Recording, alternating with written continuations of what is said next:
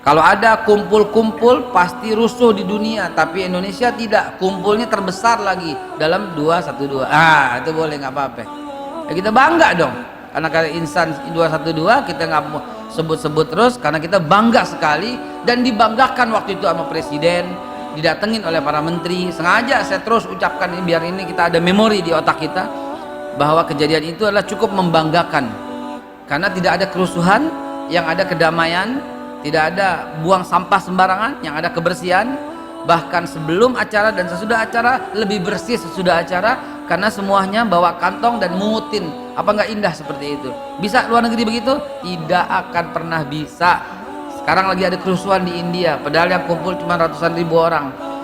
Ada kerusuhan di Irlandia, padahal yang kumpul cuma puluhan orang. Bahkan di Palestina selalu seperti itu. Tapi di Indonesia sekali kumpul sebegitu banyak, alhamdulillah, summa alhamdulillah. Itu boleh kita banggain. Lihat dong Indonesia, tertib, tenang, akur, kompak, damai. Bismillahirrahmanirrahim. Bismillahilladzi la yadurru ma'asmihi syai'un fil ardi wala fis sama' wa huwas sami'ul alim. Bismillah, tawakkalna billah, bismillah, ta'asamna billah, bismillah, azzallah, bismillah, jallallah. Bismillahi, assalamualaikum warahmatullahi wabarakatuh.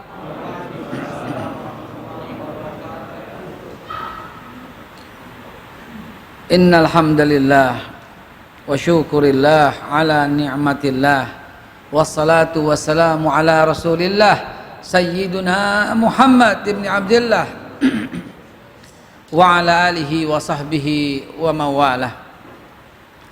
Ma'asyiral muslimin wa jumratal mu'minin rahimakumullah. Bersabda Nabi kita tercinta tersayang, Nabi kita Muhammad sallallahu alaihi wasallam, satu sabda yang 90% mungkin jamaah sudah hafal, atau minimal kalau nggak hafal berarti 100% sudah dengar, yaitu tentang paling utama Rasulullah sallallahu alaihi wasallam diutus oleh Allah Subhanahu wa taala. Sabdanya sangat terkenal, mutawatir dan sangat sering diulang-ulang. Apalagi kalau bukan innama bu'istu liutammima makarimal akhlaq. Hanya saja aku diutus yang paling utama untuk menyempurnakan akhlak. Dalam hubungan hadis yang lain soal akhlak, sampai Nabi Muhammad sallallahu alaihi wasallam mengatakan yang paling dekat dengannya, inna aqrabikum minni majlisan yaumal qiyamah ahsanu khuluqan. Bayangkan itu, aqrabikum minni, yang paling dekat dengan aku duduknya di hari kiamat, majlisan yaumal qiyamah. Sampai kayak begitu Pak. Orang yang bisa, ya Rob, indahnya itu loh mempertahankan akhlak itu luar biasa. Bayangkan Nabi paling nomor satu, paling utama diutus karena akhlak. Yang paling dekat paling akhlak. Dan yang ketiga, yang paling sempurna iman seseorang, akmalul mu'minina imanan ahsanhum khuluqan. Orang mukmin yang paling sempurna imannya, yang paling baik akhlaknya. Kan kita ngaji sejarah, kok begini? Ini pengantarnya, karena Wali Songo terkenal akhlaknya luar biasa dan itu diterima oleh masyarakat Indonesia. Kan kita sampai Wali Songo kan.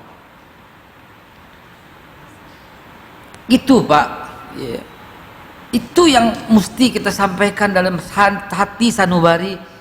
Andai kata Wali Songo tuh pada waktu datang mengatakan, ini kafir, ini kafir, ini kafir, kira-kira diterima apa dibacok kira-kira gitu loh. Ya. Kalau Wali Songo datang kemari dan dia berkata, ini bid'ah, ini bid'ah, ini bid'ah, kira-kira diterima nggak oleh masyarakat Indonesia pada waktu itu? Saat ini itu yang kita perlukan, karena Islam sudah mulai ditolak lagi, karena ada usaha Islamofobia. Dan mereka nggak baca Quran, dan mereka yang menolak nggak baca hadis. Mereka melihat perilaku kita gitu, Maka belajar sejarah menegakkan tauhid dengan era Nabi Ibrahim sampai dengan sekarang, dan sekarang masuk kepada bagian daripada Wali Songo. Ya ngapain belajar sejarah kalau kita nggak bisa meniru gitu, kalau kita nggak bisa mengambil iktibar daripada yang telah Allah sampaikan supaya kita bisa melihatnya. Ya ayyuhalladzina amanu taqullaha wa tanzur nafsum ma qaddamat lighad wattaqullaha innallaha khabirum bima ta'malun. Shadaqallahul azim. Jadi jamaah sekalian dimuliakan Allah, keindahan budi pekerti Maulana Malik Ibrahim diterima, keagungan budi pekerti ya, Sunan Ampel, Sunan Muria, Sunan Derajat, Sunan Giri diterima. Karena inilah akhirnya kemudian kita ini yang duduk di Mare menjadi Islam gara-gara itu. Mesti diakui Pak, gara-gara itu. Nggak ada Islam muncul dari Betawi, nggak ada. Ulama Betawi banyak. Nggak ada Islam muncul dari Kudus, nggak ada. Ulama di Kudus yang banyak. Jadi jangan belajar sejarah, jangan jadi inilah Islam yang paling baik, nggak bisa. Mau diakuin kayak nggak diakuin kayak, sesungguhnya Islam itu berasal dari Nabi Muhammad SAW, dan Nabi Muhammad dan para sahabatnya mereka adalah orang Arab. Nggak boleh nggak ngakuin, nggak boleh. Mau gimana kita nggak ngakuin? Wali Songo keturunan orang Arab semua, keturunan daripada Rasulullah SAW, dan Rasulullah bangsa Arab, dan Rasulullah perintahkan hubbul Arabin li thalasin, cintai itu Arab karena tiga. Li'anni Arabi, kata Rasulullah, karena aku orang Arab. Wal Quran Arabi, dan Quran bahasa Arab. Wal kalamul ahlul jannah Arabi, dan perucapan para ahli surga adalah ucapan bahasa Arab. Jadi nggak boleh dikata-katain ini lebih bagus daripada ini, nggak boleh. Akhlaknya berarti kurang kalau kita mengatakan kita komparasi dengan demikian ya.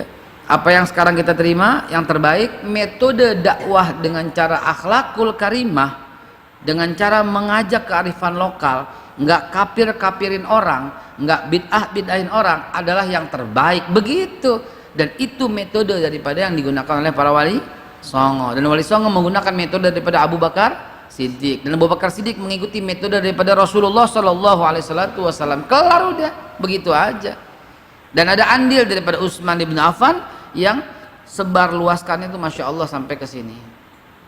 Demikian jemaah sekalian yang dimuliakan Allah, sebagai pengantar ya, bahwa Islam di Indonesia saat ini harus menjadi barometer Islam sedunia. Nah itu kita mesti katakan, jangan katakan menghina yang lain gitu.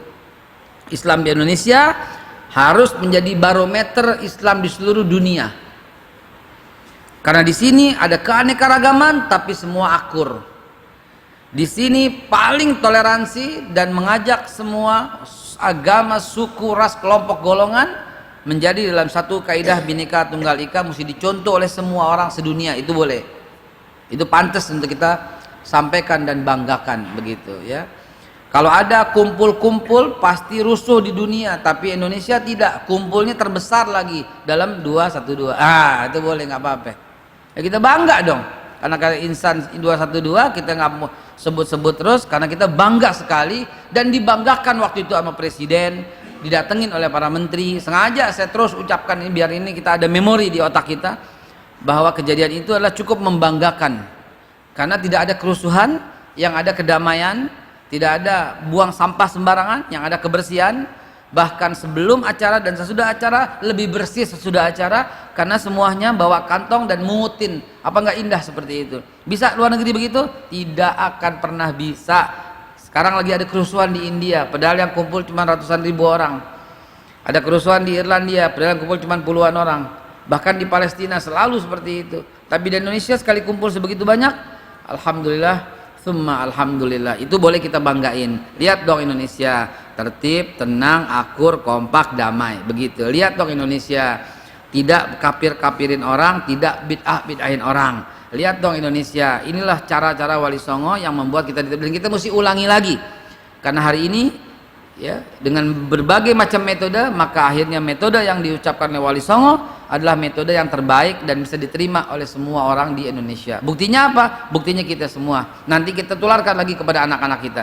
Salah satu daripada esensi belajar sejarah adalah demikian. Bukan menafikan dengan mengatakan Islam dari sini jelek, Islam dari Arab jelek, dari sini kasar. Nggak bisa, nggak bisa. Dengan belajar sejarah kita tahu Wali Songo saja keturunan daripada Nabi kita Muhammad Sallallahu Alaihi Wasallam, dari jalur Ali Zainal Abidin, gitu ya.